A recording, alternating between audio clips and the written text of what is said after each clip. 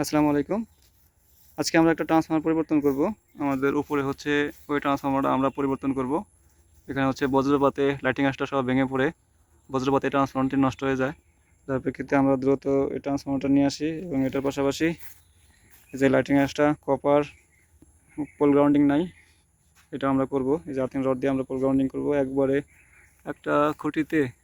একটা ইকুইপমেন্ট রক্ষা করার স্বার্থে যত কিছু লাগে সম্পূর্ণ ইকুইপমেন্ট আজকে আমরা রেডি করে আনছি, যাতে বজ্রপাত এবং আদার্স কোনো সমস্যা না হয় এবং লাইনের গ্রাহক সঠিক ভোল্টেজ পায়। সেজন্য আমরা যাবতীয় যত ইকুইপমেন্ট লাগে সবগুলো আমরা রেডি করে রাখছি এবং এগুলো আমরা এখন প্রতিস্থাপন করব। খুঁটিতে ওঠার পূর্বে আমরা আর্থিং রডটা গেড়ে নেই। সম্পূর্ণ কাজ করার আগে যেহেতু লাইন শাটডাউন নিতে হবে, এই জন্য সম্পূর্ণ কাজ আমরা নিচ থেকে রেডি করে নেব। এই জন্য আমরা লাইটনিং এরটা আমরা নিচ থেকে ওয়ারিং করে নিতেছি, শুধু উপরে বসায় আমরা কানেকশন দিয়ে দেবো। তো উপরে বসায় আমরা ওয়ারিংগুলো করতেছি। তারপর হচ্ছে কাট আউটের উপরে যে তারগুলো আসলে সবগুলো চেঞ্জ করে আমরা D6 কপার তার দেবো, পূর্ণ ওয়ারিং করে দিতেছি। এখন আমরা হচ্ছে ট্রান্সফরমার নামাবো। ট্রান্সফরমার নামালে আমরা এইটা নতুন ট্রান্সফরমারটা উঠাই দিলেই আমাদের মোটামুটি অনেক কাজটা আগাই যাবে। তো যে মুহূর্তে আমরা ট্রান্সফরমার নামাইতেছি। লুজদান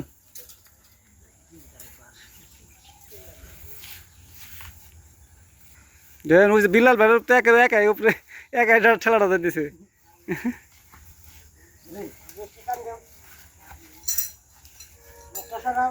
পুরাতন ট্রান্সফর্মার নামানোর পর আমরা নতুন ট্রান্সফর্মারটা উঠাই দিই। তো এই মুহূর্তে ভিডিও করা সম্ভব হয় নাই, কারণ নামানোর থেকে ওঠানোর জন্য অনেক কষ্ট করতে হয়, লোকবলের অনেক বেশি দরকার হয়, এই জন্য ভিডিও করা সম্ভব হয়নি। তো আমরা ট্রান্সফর্মার ওঠানোর পর সম্পূর্ণ ওয়ারিং কমপ্লিট করে ফেলি। এইচটি তারের কানেকশন আগেই সম্পূর্ণ হয়। তো পরবর্তীতে আমরা আর্থিং রডের কানেকশন, পোল গ্রাউন্ডিং, ট্রান্সফর্মারের বডি গ্রাউন্ডিংয়ে যত তার আছে সবগুলো একসাথে করে কানেক্টর চেপে দিতেছিলি। তো এই ছিল আজকের ভিডিও। ধন্যবাদ সকলকে। আসসালামু আলাইকুম।